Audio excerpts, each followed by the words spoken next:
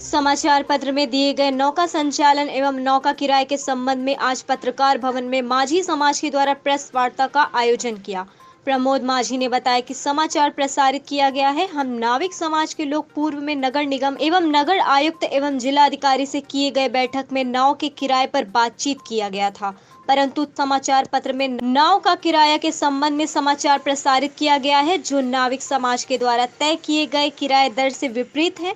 अतः हम नाविक समाज के लोगों की समस्त दैनिक जीवन, स्वास्थ्य, स्कूल की फीस, मकान का किराया एवं आपातकालीन खर्च आदि सभी नौकार संचालन के द्वारा ही पूर्ति होती है, जिसमें हम नाविक समाज बरसात में नाव संचालन बंद होने के कारण संकट का सामना करती है। हम नाविक समाज के लोग नाव के किराए तय करने में कोई आपत्ति नहीं है, परंतु हम चाहते हैं कि नाव का किराया नाविकों के अनुकूल उचित तय की जाए, जिससे हमारा जीवन यापन सुचारू रूप से कर सके।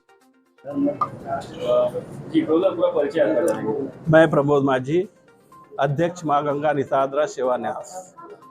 क्या समस्या है आज आप लोगों ने पत्रकार वार्ता रखी? देखिए, पत्रकार वार्ता रखने का मूल कारण है कि अपनी बातों को पत्रकार के माध्यम से जन जन तक पहुंचाना और शासन प्रशासन को बताना कि हम चाहते क्या है।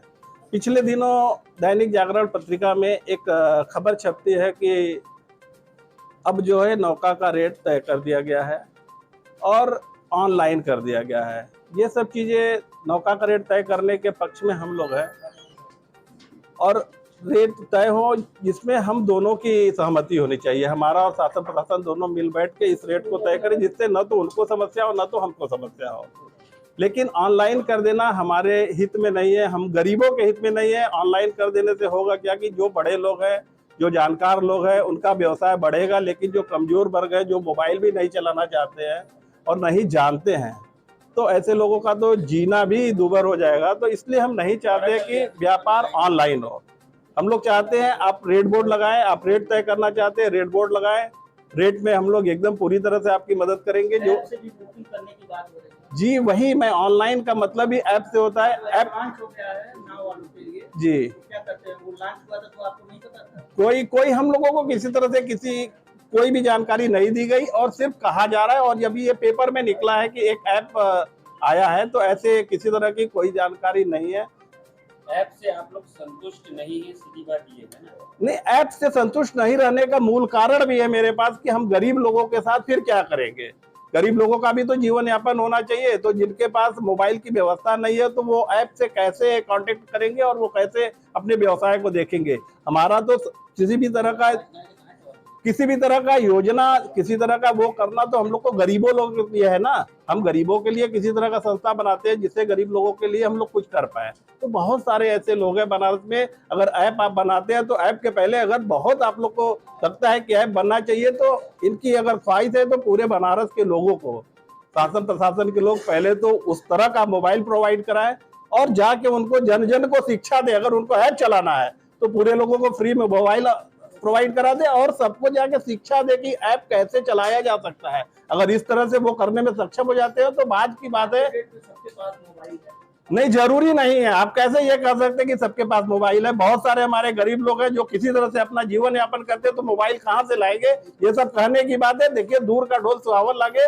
हमारे लोगों को कहा जाता है लूटते हैं लूटते हैं, लेकिन जो नजदीक जाके देखेगा कि वो कैसे अपने जीवन यापन करते हैं, ये भी सोचने समझने की बात है। डिजिटल इंडिया की बात की जाती है तो क्या माना जाए, वाराणसी के नागरिक समाज में बहुत सारे ऐसे लोग हैं जो अपनी डिजिटलाइजेशन एकदम देखे, डिजिटल इंडिया का स्वागत हम करते हैं, लेकिन हम अपने लोगों के बारे में भी हमको सोचना पड़ेगा। जो गरीब लोग हैं उनके बारे में भी हम सोचते हैं। जो पढ़े लिखे लोग हैं वो तो खुद ही डिजिटल है। हमारे घर के बच्चे लोग भी उस तरह का काम करते हैं, लेकिन हमें अपनों के नहीं, हमें उन गरीबों के बारे में ज्यादा सोचना है जो अभी भी पूर्ण रूप से डिजिटलाइज नहीं हुए हैं, जो अभी भी कमजोर है। किसी तरह से छोटा मोबाइल से वो अपना जीवन यापन बात करना है तो दूसरे से मोबाइल लेके बात करते हैं। ऐसे लोगों के बारे में भी हमको सोचना पड़ेगा। तो मुझे एक सवाल और है कि नाव में सवारियों को बैठाने के लिए भी कोई आदेश आया है आपको? जी हाँ, मेन सबसे बड़ी बात तो वही है। अभी दैनिक जागरण पत्रिका में लिखता है कि एक नाव में 20 सवारी से ज्यादा नहीं बैठेगा। तो मैं वो जानना चाहता हूँ कि कौन से नाव में 20 सवारी बैठेंगे, जिसमें 5 आदमी का लाइसेंस है या जिसमें 100 आदमी का लाइसेंस है। रेट जो करते हैं, रेट तो हम मिल बांट के तय कर लेंगे, लेकिन ये 20 आदमी वाला मामला सबसे अहम बात है कि हम कौन से नाव में 20 आदमी को बैठाएं, 100 वाले में या 5 वाले में। और इन सब चीजों के साथ साथ एक बहुत बड़ा मुद्दा है। हमारे यहाँ इतना दिन से लोग डूबते हैं, हमारे लोग बचाने का काम करते हैं, वो तो उसको हम अपना धर्म कर्म मानते हैं। लेकिन हम लोग के बीच में अभी कुछ दिन पहले मुझे एक ऐसा न्यूज़ मिला है जिससे तो मैं तो ऐसा लगा कि उन लोगों का अगर पैर पकड़ के पूजा किया जाए वो भी कम है, क्योंकि कुछ गोताखोर दशाश्वमेध घाट में ऐसे गोताखोर है कि डूबने के बाद जब वो निकालने के लिए जाते हैं, निकाल लेते हैं। अगर आप अपनी इच्छा से भी उनको कुछ देना चाहते हो तो उसको वो अपनी बदनामी मानते हुए कहते नहीं, हम ऐसा नहीं चाहते। तो शासन प्रशासन के लोगों को, जल पुलिस के लोगों को उनके बारे में भी सोचना पड़ेगा कि वो ऐसे लोगों को अपने यहाँ नियुक्त करें। जल्द से जल्द उन लोग के लिए कुछ ऐसा चीज लाए जिससे वो सरकार के लिए समर्पित हो जाए। लोगों को गोताखोरी, जो हमारे ऐसे गोताखोर है जो बिना पैसे का अपना जीवन भी देने के लिए तैयार है। मैं तो उनकी बातों से तो मुझे तो रोना सा आ गया, क्योंकि उनको, वो भी बहुत बड़े लोग नहीं है, बहुत छोटे लोग हैं, लेकिन बिना एक पैसा लिए। हमारे शिवाला घाट की बात थी, हमने लोगों को बुलाया, गोता लगा के उन्होंने निकाला और मैंने पूछा बेटा आप लोग को क्या दे, तो वो बोले चाचा हमको। वर्तमान में आप सरकार के नीतियों से संतुष्ट नहीं है, ये कहना चाह रहे हैं? देखिए, सरकार की नीतियां बहुत अलग अलग होती है, लेकिन ये तो तय है कि सरकार की नीति कम से कम बनारस में हम लोगों के खिलाफ गई है।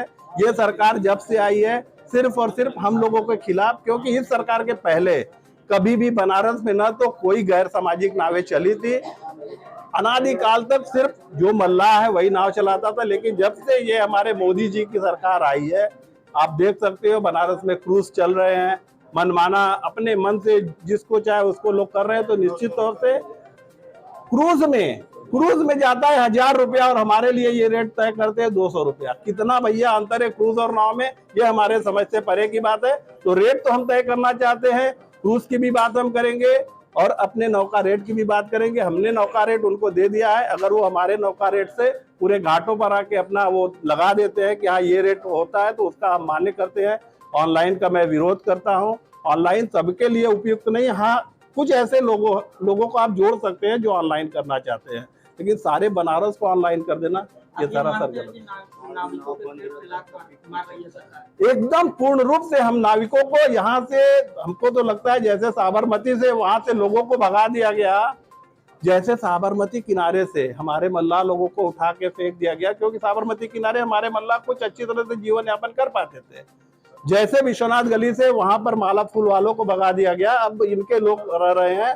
शायद इनकी मनता है कि हम लोगों को भी भगाया जाए। तो देखिए, हम लोग एकदम क्रिमिनल कास्ट के लोग हैं। अगर हम लोग देश के लिए लड़े हैं तो अपने पेट के लिए भी लड़ेंगे। सरकार जो भी हो उसके खिलाफ हम लोग पूर्ण रूप से लड़ने का, मरने और मारने का दोनों भी काम करने के लिए हम लोग तैयार रहेंगे, क्योंकि पेट के लिए अगर हम लोग लोगों को बचाते हैं तो जरूरत पड़ी तो लोगों को मारने का भी काम कर सकते हैं। वाराणसी में नाविक समाज से कितने लोग जुड़े हैं, कितने लोगों की जीविका इस नाव संचालन से चलती है? देखिए, नाविक समाज से जुड़ना, तो नाविक समाज से तो होटल व्यापारी भी हमारे लोगों से जुड़े हुए हैं। बातें होती है कि होटल के लोग से भी, मतलब हमारे नाव से जुड़ेंगे तभी उनका भी व्यवसाय चलेगा। लेकिन हमारे जो नाविक लोग हैं, लगभग 5000 ऐसे लोग हैं जो नाव से अपना पूरा का पूरा रोजगार तय करते हैं। उस 5000 लोगों में एक के पीछे अगर 5 भी मान ले तो कम से कम 25000 घाट किनारे के ऐसे लोग हैं जो शहरी है। बार-बार नाविकों को क्यों टारगेट किया जा रहा है? अब ये तो शायद भाई लोगों की अपनी कुछ मंशा होगी। नहीं, हम लोग को तो यही लगता है कि सब लोगों के ऊपर वो अंकुश लगा लेते हैं और हम लोग के प्रति उनके मन में किसी तरह की दुर्भावना होगी, लेकिन सरकार का ऐसा कुछ तो हमारे समझ में आता नहीं है। अब शायद उनको लगता है जैसे इन्होंने अभी नए नए क्रूज को लाया है, शायद उनको ये, उनके मन में ये इरादा हो कि हम यहाँ से मल्लाहों को उखाड़ फेंक अपने तरह से राज करेंगे। तो ये थोड़ा सा कठिन कार्य होगा, क्योंकि हम सर कटा सकते हैं लेकिन सर झुकाने वाले लोग नहीं हैं। जरूरत पड़ेगी तो मरेंगे और जरूरत पड़ गया पेट के लिए तो लोगों को मारने का भी काम करेंगे।